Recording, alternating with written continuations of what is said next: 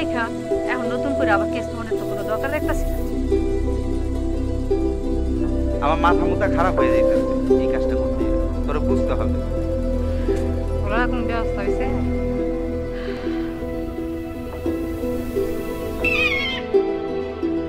তো তুই কিছু মনে করিস না আমি যদি তোর জন্য কাদার টাইম যাব।